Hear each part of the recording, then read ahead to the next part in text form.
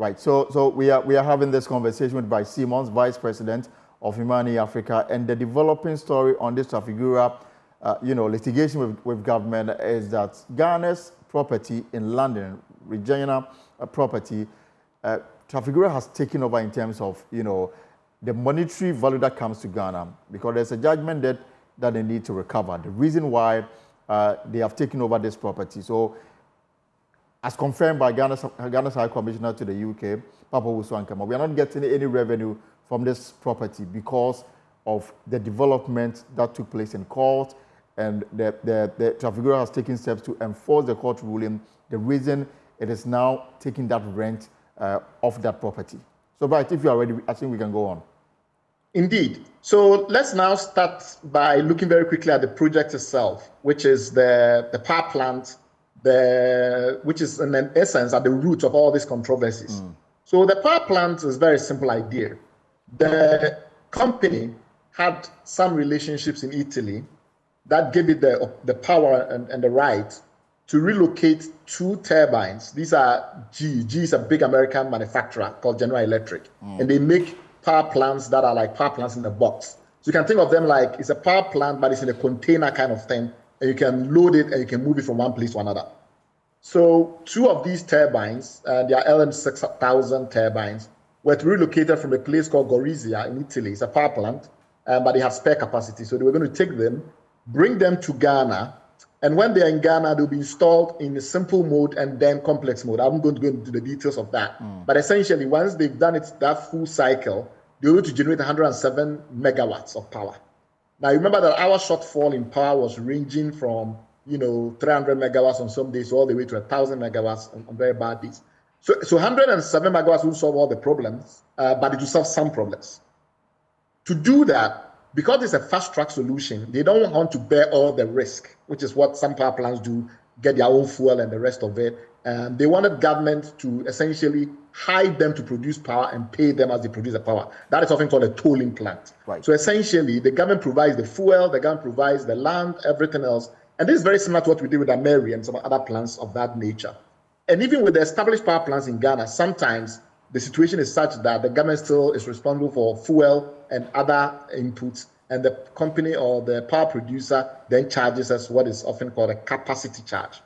In this case, it was called a capital recovery charge because, in essence, it also included the cost of financing the power plant and the fact that they were not going to charge a separate variable charge. So essentially, it was a single charge. Government provides them with fuel, government provides them with the land, government facilitates the line system. When all that is done, they produce the power, and for every unit of power they produce, often measured in kilowatts or in megawatts, kilowatts hour or megawatts hour, the government pays 3.7 cents. So I guess that part is straightforward. Then they had to move on and get this coming in. So in June 2015, we signed this agreement. They ship the power plant. They start the process of getting this set up. The government also ensures that Parliament ratifies the deal. So that ratification happens, and they are responsible for all the engineering, the technical work, and getting the plant into Ghana. The problem is that once that happens, it's up to Ghana to be sure that, we've inspected this power plant, we are happy with it, all of these things are aligned. So we sent someone to Italy, to Gorizia, to go and do these inspections. And that person is well known, and at that time was a technical advisor to the minister. Once all of these matters have been done, the gas that was going to be used to power this plant was Ghana's responsibility to provide, but they had to be tested to make sure it's compatible. All of these things were done. The government more or less committed to make sure this will work properly. VRA, which is very essential, VRA was provided land on which the power plant will be based, and it was supposed to be in Abuazi, in the Takrady enclave. Eventually, when the process got underway, our usual challenges in administration in this country, the tendency to have this chaos at the heart of administration, the tendency not to coordinate processes properly, started to interfere. So the first thing was that the land that was supposed to be available had some oxidation plant on it, and you couldn't put the power plant on there. So VR eventually gave new land in the Tema area. From the Takrady area, now we come to the Tema area in Tony, for them to go relocate the power plant and put it there. The power plant had yet to arrive. They then realized that they couldn't use that land there because there were people within GRA that were fighting them. So they got their own land by renting from Blue Ocean. They also realized that the tax incentive that had been promised, that these items would come in duty-free, was not available. So essentially, they were billed for tax, about 10 million euros, more than 10 million euros by GRA. Ministry of Finance, however, wrote to them and said to them that if they submit all the documentation, etc., from the Ministry of Energy, they will be refunded. They applied for a license from Energy Commission. Energy Commission said it was processing it. However, when the plant arrived in June 2016, thereabout, it took them many months for them to be able to decide that they were going to do what the government had said, which was pay for it and get refunded. All that said, the plants arrived, they started construction. Unknown to them, in 2017, when all of these conversations were going on, the government had obviously changed. There was a committee that had been set up before in 2016 to do this work. But that committee then had their mandate updated to include recommending which power plants to terminate and which ones to allow to continue. So that committee, chaired by the Executive Secretary of the Energy Commission, then recommends that certain power plants that the government had contracted, including these emergency power plants, be abrogated. We stop using them, we terminate the deals. Cabinet adopts this in June. And in August, the Attorney General writes a decision that more or less argues that the power plant is expensive. Well, that decision had already been made by the technical team at the Energy Commission, the PPA committee. And so based on that, the Attorney General then provides a strategy based on terminating this plant. Remember that our primary analysis, our primary thinking, our logic was that this power plant is expensive. If we let it produce power for 4 years, we'll pay almost $100 million for 100 megawatts. What is the point? Terminate it and then, in a way, cut your losses. So that was the thinking. Now, here is where the problem arises. One, the power plant was not excessively expensive. On a per unit basis, the capacity charge or the capital recovery charge of 3.7 cents per kilowatt hour was very similar and in many cases lower than what we're charging or we're paying as capacity charge to other plants. And you can see on the screen a number of power plants that for all of these were paying more than this plant was going to charge us. Absolutely. So I've given you examples of them. We're paying for Senate 4 cents on a capacity charge basis, Sen Power 5 cents, etc. And car power more than 5.6 cents. Secondly, the notion that we have excess power has itself been contested, as you know, because now we know the government is still signing these power deals. Right. And around the time we were still signing these power deals, there are companies like AXA that have already signed another deal very recently to put a power plant in Kumasi, Nawomaso, etc. So these were questionable. The energy but here is where it gets important, and this is why we have a judgment depth. The analysis on which the decisions were made were shoddy and flawed. The Energy Commission Executive Secretary, for instance, suggested that terminating the plant would cost the country about $80 million, but he hadn't done his due diligence. He hadn't actually looked at the full range of costs that were being incurred.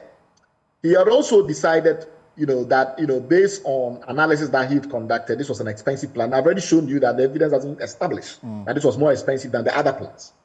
Secondly, the Attorney General's decision, the advice that he had given to the government was extremely flawed.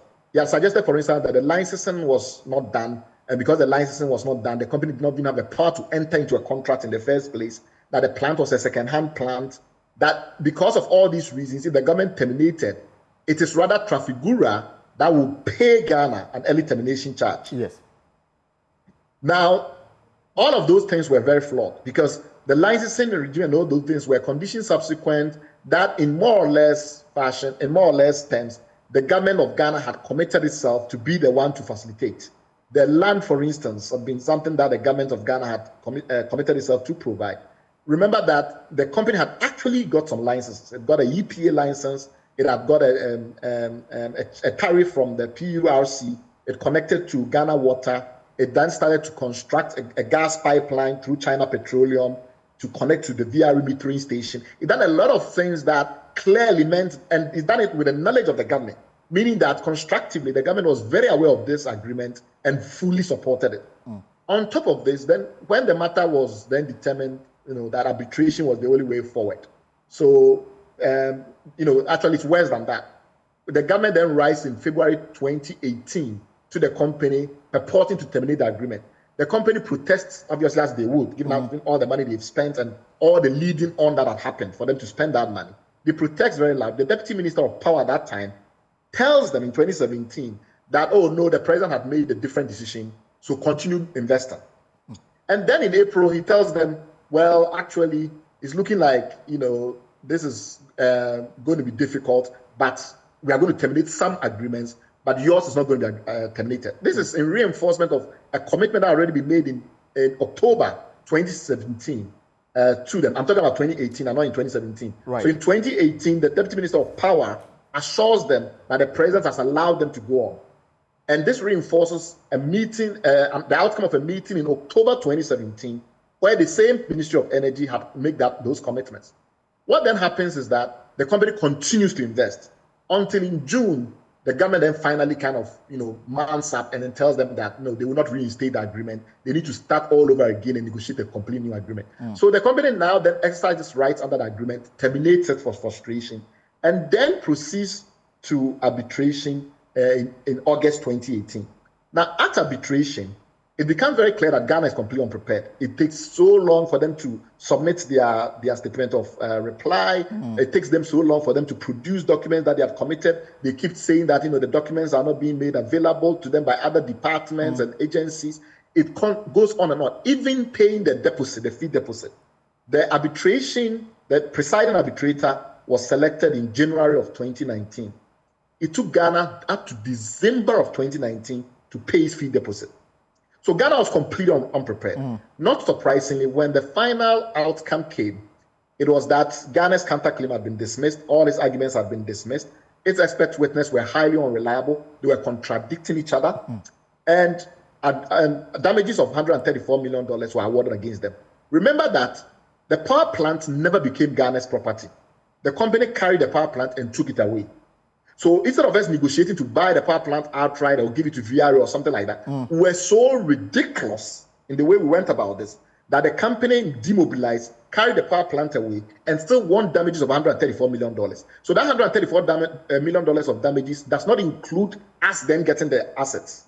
It's merely for the cost of the financing that they raised, the cost of mobilizing the plant, the cost of demobilizing and shipping away, and all the fees that they have paid so far, including the import duties. That $134 million is very important. Keep that in track before I come back to you for your questions around what is happening now. Exactly. So that $134 million was awarded in January 2021 in the United Kingdom. This was the seat of arbitration. The arbitration was administered by the Permanent Court of Arbitration, and it was a standard tribunal under what we normally call the UNCITRAL rules. So the UNCITRAL rules are kind of like standard generic rules of how you do international arbitration. And we adopted them and used them for arbitration. And at the end of it, we then had this situation where the $134 million in costs were imposed upon us. Ghana had the option to go to court in the United Kingdom to set it aside. You cannot appeal that final arbitration award, but you can argue that the arbitrators went in excess of their jurisdiction and could ask for an annulment. Ghana did not do it within the prescribed time.